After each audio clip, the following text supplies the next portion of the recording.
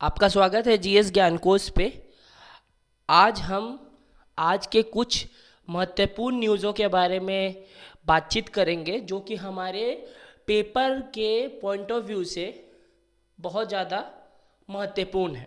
ठीक है, तो आज जितने भी मुझे महत्वपूर्ण न्यूज़ मिले हैं उनको मैंने पीछे वाइट बोर्ड पे लिख दिया है और एक एक करके मैं उसके बारे में आपको विस्तृत जानकारी और उसके पीछे जितनी भी बातें हैं उसको मैक्सिमम से मैक्सिमम तौर पे मैं आपको इन्फॉर्मेशन देने की कोशिश करूँगा और इतना डीप इन्फॉर्मेशन आपको दे दूँगा कि इस करंट अफेयर्स से रिलेट अगर कितने भी क्वेश्चंस बनते हैं ना तो आप उसका आंसर करके आओगे।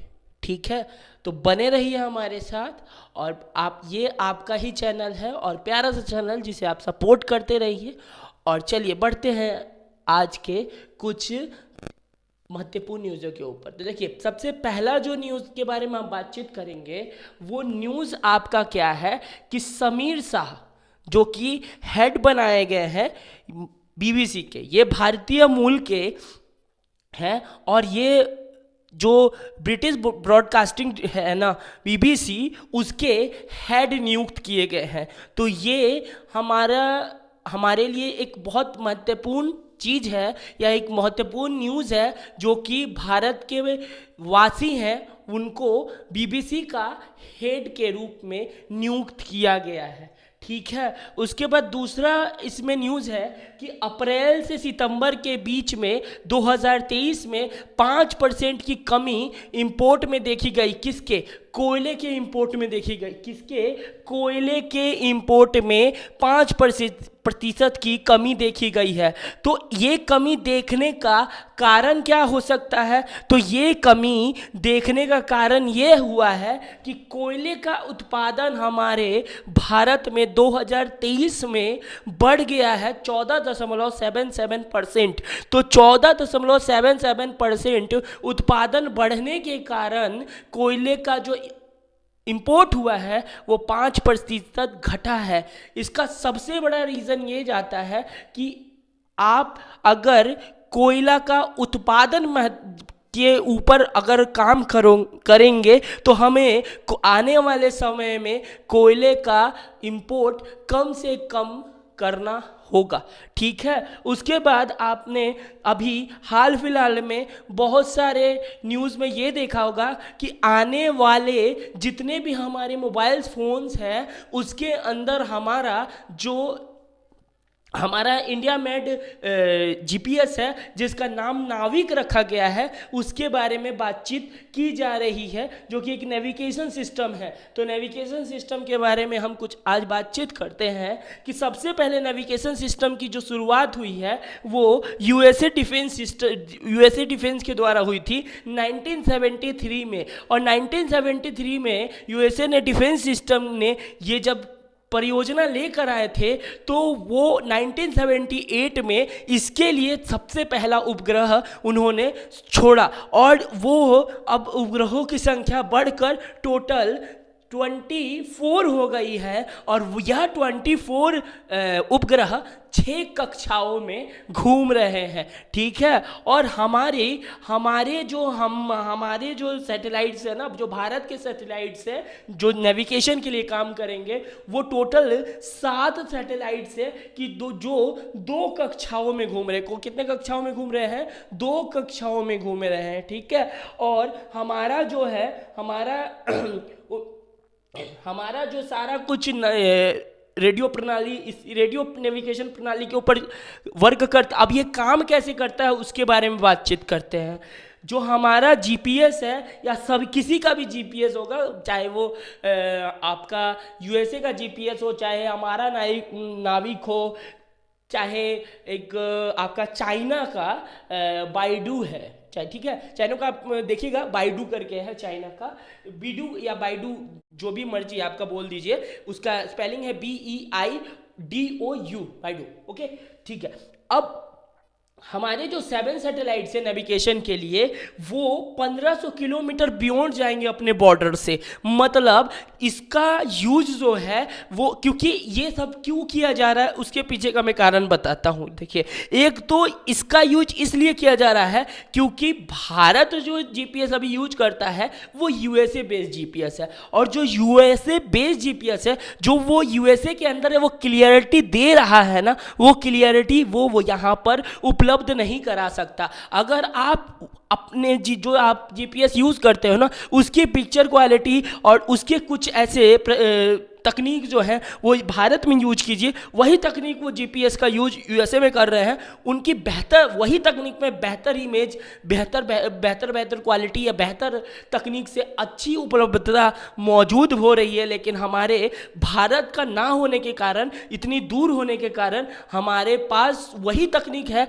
पर फिर भी हमारे चीज़ें जो है वो थोड़ी सी क्वालिटी में डिफरेंस देखने को मिल रहा है। इसीलिए हमारे भारत देश ने एक अपना नाविक लॉन्च करने की चेष्टा की और ये सभी फ़ोनों में इनबिल्ट करने की कोशिशें की है, ठीक है। और इससे फ़ायदा ये होगा कि इससे बेहतर क्वालिटी के इमेज, बेहतर तकनीक, बेहतर नेविगेशन सिस्टम हमें देखने को आगे मिलेगा। और ये इसका जो रेंज है वो बॉर्डर एरिया से 1500 किलोमीटर बियॉन्ड है, ओके।